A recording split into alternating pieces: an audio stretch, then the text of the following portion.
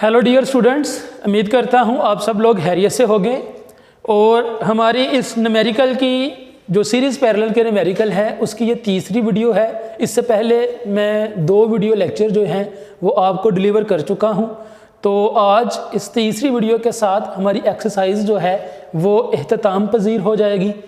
तो अगर फिर भी आपको कोई इशू हुआ तो आप जो है वो किसी भी न्यूमेरिकल के बारे में जो है वो व्हाट्सएप ग्रुप में जो है वो पूछ सकते हैं। तो आज मैं इस सीरीज़ पैरेलल वाली एक्सरसाइज का जो है वो 11वां न्यूमेरिकल करने लगा हूँ। ठीक है, दोबारा मैं आपको बता देता हूँ कि ये जो एक्सरसाइज है वो आपकी बुक के पेज नंबर जो है 40 के ऊपर है। तो न्यूमेरिकल नंबर 11 जो है वो मैंने लिखा भी हुआ है। तो सबसे पहले इसको रीड करते हैं। 3 register of 2 ohm 3 ohm and unknown register X are joined in parallel. वो कह रहा है कि 3 रजिस्टर्स हैं। ठीक है, पहला जो है वो 2 ओहम का है, दूसरा जो है वो 3 ओहम का है एंड अननोन रजिस्टर X, और तीसरा रजिस्टर जो है वो अननोन है और जिसको X से रिप्रेजेंट कर रहा है, X से जिसको जो है वो डिनोट कर रहा है। तो क्या करते हैं, the current flowing through X is 5 ampere. जो करंट है, ठीक है जी, वो कितनी है जी, वो 5 एम्पियर है। The equivalent resistance of combination is 1 ohm. ठीक है जी, इक्विवेलेंट रेजिस्टेंस मैंने आपके साथ पहले भी बात डिस्कस की हुई है कि जो सर्किट की टोटल रेजिस्टेंस है उसको हम इक्विवेलेंट रेजिस्टेंस कह सकते हैं। तो जो सर्किट की टोटल रेजिस्टेंस है, ठीक है जी, वो कितनी है, वो 1 ओहम है। ठीक है जी, जो इक्विवेलेंट रेजिस्टेंस है। उसके बाद find the value of unknown register. जो अननोन रजिस्टर X है उसकी वैल्यू मालूम करनी है, जिसको हम रजिस्टर नंबर 3 भी कह सकते हैं। उसके बाद वो क्या कह रहा है, current through the other registers, जो बाकी के रजिस्टर्स हैं। ठीक है, अननोन X में से 5 एम्पियर करंट गुजर रही है और जो बाकी के रजिस्टर हैं, रजिस्टर नंबर 1 और रजिस्टर नंबर 2, उसमें से कितनी कितनी करंट जो है वो गुजर रही है, ये हमने मालूम करनी है। उसके बाद जो C पोर्शन है उसमें क्या है जी, total current take from supply, और सप्लाई से जो है वो टोटल करंट कितनी आ रही है। ठीक है जी, तो इसका जो गिवन डाटा है वो हम एक दफ़ा लिख लेते हैं। गिवन डाटा क्या है, R1 2 ओहम का है, R2 3 ओहम का है, R3 को X ओहम का रजिस्टर कहा हुआ है, जो जिसको अननोन रजिस्टर कह रहा है। उसके बाद उसने क्या बताया है कि जो रजिस्टर नंबर 3 है उसमें से 5 एम्पियर करंट गुजर रही है, जो अननोन रजिस्टर है, जिसको उसने X से भी रिप्रेजेंट किया हुआ है। 5 एम्पियर रजिस्टर नंबर 3 की करंट है। इसी तरह से वो क्या कह रहा है, value of X ohm register, जो X ओहम का रजिस्टर है जो कि रजिस्टर नंबर 3 है, उसकी वैल्यू मालूम करनी है।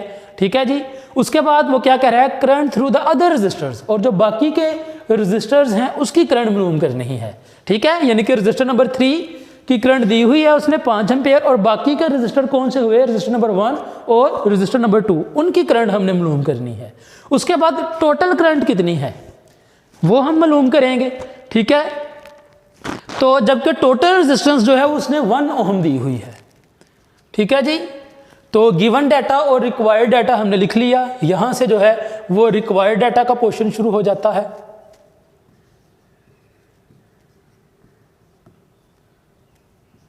ठीक है, यहां से रिक्वायर्ड डाटा का पोर्शन स्टार्ट हो जाता है। तो क्या करते हैं, अगर हमने रजिस्टर नंबर 3 मालूम करना है, ठीक है, अननोन रजिस्टर अगर हमने मालूम करना है, तो हमें पता है क्योंकि ये पैरेलल सर्किट है। तो पैरेलल सर्किट में जो टोटल रेजिस्टेंस का फार्मूला है वो क्या है जी, 1/RT is equal to 1/R1 plus 1/R2 plus 1/R3। ठीक है, ये टोटल रेजिस्टेंस का। तो टोटल रेजिस्टेंस दी हुई है, रजिस्टर नंबर 1 भी है, रजिस्टर नंबर 2 भी है। तो रजिस्टर नंबर 3 की वैल्यू जो कि अननोन रजिस्टर X है उसकी वैल्यू मालूम की जा सकती है। तो क्या करते हैं, 1/RT is equal to 1/R1 plus 1/R2 plus 1/R3। तो जो टोटल रेजिस्टेंस है, टोटल रेजिस्टेंस का हमें पता है कि टोटल रेजिस्टेंस 1 ओहम है। तो यहाँ पे हम RT की जगह 1 पुट कर सकते हैं। 1/R1 की वैल्यू 2 ओहम है, प्लस R2 की वैल्यू 3 ओहम है, प्लस R3 की वैल्यू X है। उसके बाद क्या करेंगे, 1 इसी तरह, ये प्लस 1/2 है, दूसरी साइड पे जाएगा तो माइनस 1/2 हो जाएगा। इस तरह ये प्लस 1/3 है, दूसरी साइड पे जाएगा तो माइनस 1/3 हो जाएगा। 1/x। तो क्या करेंगे, एलसीएम लेंगे, इसके नीचे कुछ भी नहीं है तो 1, और ये क्या होगा 2 और 3, तो 2 और 3 का जो एलसीएम आएगा वो 6 आएगा। ठीक है, एलसीएम निकालने का तरीका मैंने बताया हुआ है। तो क्या होगा, ये 1 इस 6 से कैंसिल नहीं होता, तो 6 ऊपर वाले 1 के साथ मल्टीप्लाई होगा 6। उसके बाद क्या आएगा, 2 3s are 6, तो यहाँ पे 3 रिमेनिंग बचा, तो 3 1 के साथ मल्टीप्लाई होगा 3। इसी तरह 3 1s are 3 और 3 2s are 6, तो 2 जो है इस 1 के साथ मल्टीप्लाई होगा तो 2 आ जाएगा 1/x। तो 6 - 3 बचा, 3 में से 2 माइनस हुआ, 1 जो है वो रिमेनिंग बच गया। अब इसका क्या करेंगे, रेसिप्रोकल लेंगे, x ऊपर चले जाएगा 1 नीचे, 6 ऊपर चला जाएगा 1 नीचे, तो x = 6 ओहम। ठीक हो गया जी, x = 6 ओहम आ गया।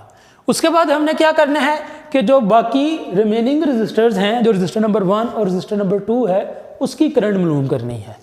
तो उसकी करंट मालूम करने के लिए अगर हमने I1 मालूम करना है तो I1 बराबर होगा V1/R1। तो R1 जो है वो मौजूद है, ठीक है जी, लेकिन V1 नहीं है।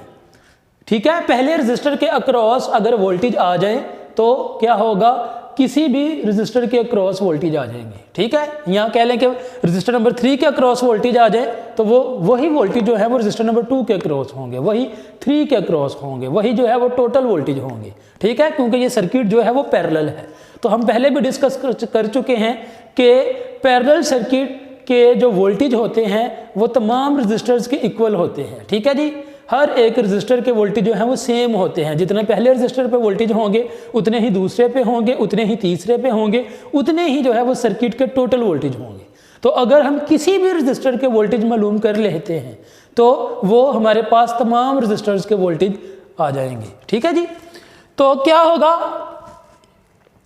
अगर हम देखें तो रजिस्टर नंबर 3 जो है, जिसको हमने x ओहम का रजिस्टर कहा है, उसकी 6 ओहम रेजिस्टेंस है और रजिस्टर नंबर 3 में से गुजरने वाली करंट जो है वो 5 एम्पियर है। तो तीसरे रजिस्टर के अक्रॉस वोल्टेज आ सकते हैं V3 = I3 और R3, और R3 और X एक ही बात है।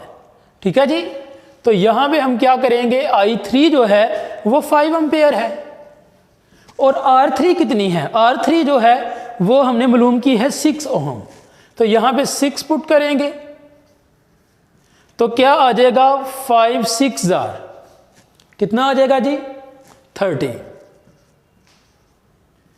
तो ये 30 वोल्ट जो हैं वो रजिस्टर नंबर 3 के हैं। तो पैरेलल सर्किट में तमाम रजिस्टर्स के वोल्टेज बराबर होते हैं। यहाँ पे हम लिखते हैं V1 = V2 = V3 = VT। ठीक है जी, तो अब क्योंकि रजिस्टर नंबर 3 के वोल्टेज आ गए हैं तो पैरेलल सर्किट के वोल्टेज जो है वो इक्वल होते हैं तमाम रजिस्टर्स के। तो हम यहाँ पे V1 की जगह जो है वो V3 के वोल्टेज लगा सकते हैं। तो क्या करेंगे, I1 जो है ये बराबर होता है V1/R1, तो V1 की जगह V3 की वैल्यू लगा सकते हैं 30, और R1 कितना है, R1 जो है 2, तो यहाँ पे ये 15 आ जाएगा। 15 एम्पियर रजिस्टर नंबर 1 में से करंट गुजर रही है। उसके बाद I2 बराबर होगा V2/R2। तो उसी तरह से पैरेलल सर्किट के वोल्टेज बराबर होते हैं, तो V2 की जगह V3 की वैल्यू लगा सकते हैं। ठीक है जी, तो V3 जो है उसकी जगह हम क्या करेंगे, V2 की जगह V3 की वैल्यू लगाएंगे 30, और R2 जो है, R2 कितना है, R2 3 ओहम है, तो ये आ जाएगा 10 ओहम। इसी तरह अगर टोटल करंट मालूम करनी है तो टोटल करंट हम कैसे निकाल सकते हैं, I2 बराबर होगी I1 + I2 + I3। तो I1 जो है वो कितना है, I1 हम निकाल चुके हैं 15, I2 भी हम निकाल चुके हैं 10, और I3 जो है वो हमें पहले से दिया हुआ है वो है 5 एम्पियर। तो इस तरह से जो टोटल करंट है वो 30 एम्पियर होगी। ठीक है, इसके अलावा भी अगर हम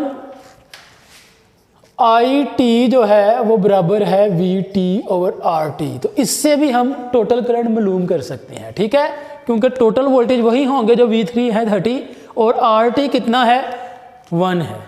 तो इससे भी जो है वो टोटल करंट निकल आएगी, ठीक है। कुछ चीज़ें होती हैं जो है वो ड्यूल मेथड से सोल्व होती हैं। तो मेरी कोशिश होती है कि वो दोनों मेथड्स आपके साथ जो हैं वो डिस्कस किए जाएं ताकि आपको किसी किस्म की कन्फ्यूजन ना रहे। तो उम्मीद करता हूँ आपको इस न्यूमेरिकल की समझ आ गई होगी। अगर आपको किसी बात की समझ नहीं आई तो आप व्हाट्सएप ग्रुप में मैसेज कर सकते हैं, मैं ज़रूर इंशाल्लाह जो है वो रिप्लाई करूँगा। खुदा हाफिज़।